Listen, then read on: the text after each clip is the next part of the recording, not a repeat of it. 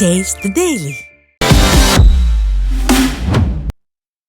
Chennai KP park அருகே உள்ள குப்பை கிடங்கால் நோய் தொற்று அபாயம் உள்ளதாக கூறி அப்பகுதி மக்கள் ஆர்ப்பாட்டத்தில் ஈடுபட்டனர். கேபி பார்க், சுந்தராபுரம் பகுதியில் பல்வேறு இடங்களில் சேகரிக்கப்படும் குப்பைகள் இங்கு மலை போல் குவிக்கப்பட்டு வருவதால் நோய் தொற்று ஏற்படும் அபாயம் உள்ளதாகவும் துர்நாற்றம் வீசுவதாகவும் கூறி அப்பகுதி மக்கள் ஆர்ப்பாட்டத்தில் ஈடுபட்டனர். மாநகராட்சி நிர்வாகத்தின் மெத்தனத்தால் பொதுமக்கள் நோய் தொற்றுக்குள்ளாகுவதாக அப்பகுதி மக்கள் வேதனை தெரிவித்துள்ளனர். எல்லாரும் இளைஞர்லாம் சேர்ந்து ஆர்ப்பாட்டம் நடத்தலாம், இந்த குப்பை இருக்கக்கூடாது எல்லாம் முடிவு பண்ணாங்க. ஆனால் நேற்றுலேருந்து ஃபோன் கால்ஸ் வருது, இது மிரட்டுறாங்க, இதில் நீ தலையிடக்கூடாது, இதில் நீ போகக்கூடாது அப்படின்னு ஃபோன் பண்ணி மிரட்டுறாங்க. ஒரு 4-5 பேர் மிரட்டிருக்காங்க. அது வந்து அது என்னவோ நாங்கள் கம்ப்ளைண்ட் கொடுப்போம் காவல்துறைக்கு. இந்த மாதிரிலாம் மிரட்டுறாங்க. நாங்கள் நல்லது செய்ய வந்திருக்கோம், யாரும் நாங்கள் கெடுதல் பண்ண வரல. இதனால் மக்கள் ரொம்ப பாதிப்பாங்க. குழந்தைங்களை இன்ஃபெக்ஷன் ஆகுது, நோய் வருது. நிறைய பேர் 2-3 பேர் ஹாஸ்பிட்டல் இருந்திருக்காங்க. இதெல்லாம் பார்த்து தான் நாங்கள்லாம் ஒன்று கூடி கட்சி சார்பாக இல்லாமல் எல்லாம் இந்த போராட்டம் பண்ணுறோம். தென்காசி மாவட்டம் அருணாச்சலபுரத்தில் சிதிலமடைந்து காணப்படும் நூலகத்தை அகற்றி புதிய நூலகம் அமைத்து தர அப்பகுதி மக்கள் கோரிக்கை விடுத்துள்ளனர். அருணாச்சலபுரத்தில் உள்ள நூலக கட்டிடம் மேல்கூரை கான்கிரீட் கம்பிகள் வெளியே தெரியும் அளவுக்கு மிகவும் சிதிலமடைந்து காணப்படுவதால் பொதுமக்கள் நூலகத்திற்கு வர அச்சப்படுகின்றனர். மேலும் புதிய நூலகம் அமைத்து தர பலமுறை புகார் அளித்தும் நடவடிக்கை எடுக்கப்படவில்லை என அப்பகுதி மக்கள் வேதனை தெரிவித்தனர். விடியாத திமுக ஆட்சியில் ஊராட்சி அதிகாரிகளின் அலட்சியத்தால் பொதுமக்கள் அவதிப்படுவது தொடர்கதையாகி வருவதாக குற்றம் சாட்டப்படுகிறது.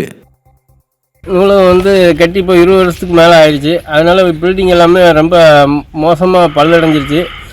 பில்டிங்கோட வெளிப்புற சோறு மேற்கூரைகள் எல்லாமே லேசாக உடஞ்சிருக்கு. அது ஃபுல்லாமே உடஞ்சி காங்கிரீட் கம்பி எல்லாமே வெளியில் தெரியுது.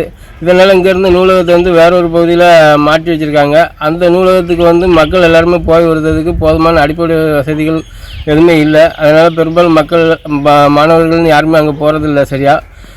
இந்த பில்டிங்கில் இப்போது ரொம்ப மழை காலம்ங்கிறதுனால சுவர்கள் எல்லாமே ஈரப்பதத்தோடையும் மேற்கூரைகளில் தண்ணி தேங்கி நிற்கிறதுனாலையும் எப்போனாலும் இடிஞ்சு விழுற ஒரு கண்டிஷனில் தான் இருக்குது. சேலம் மாவட்டம் ஓமலூர் அருகே கோழி பண்ணையால் சுகாதார சீர்கேடு ஏற்பட்டுள்ளதாக அப்பகுதி மக்கள் வேதனை தெரிவித்துள்ளனர். பச்சனம்பட்டி கிராமத்தில் குடிநீர் கிணற்றின் மிக அருகில் கோழி பண்ணை உள்ளதால் துர்நாற்றம் வீசுவதோடு ஈக்கள் மற்றும் கொசுக்கள் அதிக அளவில் உற்பத்தியாகிறது.